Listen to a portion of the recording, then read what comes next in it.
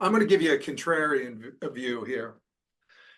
And it's from a previous seminar, Mm. and I know you're doing like heritage artists here and stuff like that. And there's probably certain expectations that the record label has as well as the artists have when you take it from a stereo version into an Atmos version.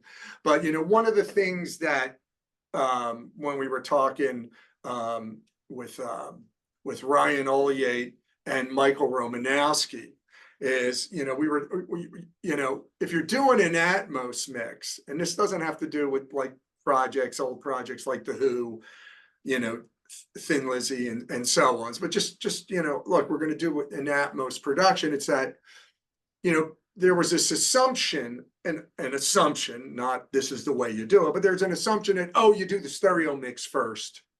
And then, and then you do the immersive mix. And they were discussing that actually, we kind of changed that, like, really when we approach a piece, we do, the immersive mix first, because that we're dealing with 360, and that's that version. And then we do basically a different stereo version because it's 2D. You're going from 3D to 2D, different possibilities, different experiences. So my question for you was, in doing Quadrophenia, in doing Bridge of Sighs, was there an urge, or was there, a license, poetic license, so to speak, that, here's the stereo version. Yeah, man, I got Keith's drums pretty much together, but there's some other cool things going around that I want to exploit in the immersive world.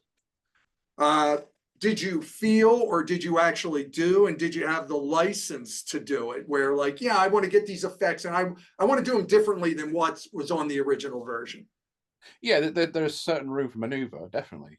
And if you listen to the Atmos version of Quadrophenia, or you listen to the Atmos version of any stuff I've done so far, it does have Atmos differences to the stereo, as in, things are behind you for a start. They're not in the stereo field, but yeah, sure. But yeah, some certain things do have characteristics that wouldn't necessarily be possible in stereo. But I think the main reason why me in particular likes to work from stereo to start with is because it's it's obviously more familiar to work in stereo for a start, but also the technology of getting the glue of a track together is more straightforward to doing in the stereo field as it is in the Atmos field. So if I can get it together in the stereo field, then I can replicate that in the Atmos field, if that makes sense.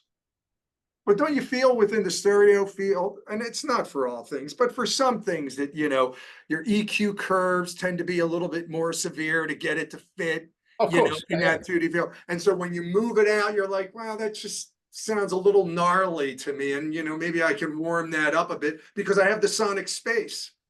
absolutely. No, that works all the time. Obviously, you're taking frequencies out of instruments to jam them into two speakers to get them to work together. So, and things are fighting against each other. And you start moving things into the Atmos world, and it does have more room to breathe, and it's a different technique of mixing. But it depends on what you're mixing as well, as to if it's a real full-on rock track, you need that to gel together and keep cohesive as a rock track, because you find it can fall apart very quickly once you start moving it into the Atmos field. But there are ways and techniques to prevent that and keep the energy in there as well. But just from my way of working, my workflow in particular, I prefer to start in the stereo and then out, essentially.